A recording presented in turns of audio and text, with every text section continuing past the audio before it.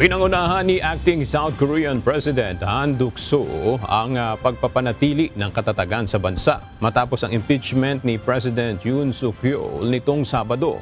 Nakipag-usap si Han kay US President Joe Biden upang tiyakin ang matibay na alyansa ng dalawang bansa. Nagsagawa si Han ng cabinet meeting at National Security Council upang paghandaan ang banta ng North Korea. Tiniyak din niyang hindi maapektuhan ang ekonomiya at seguridad ng bansa.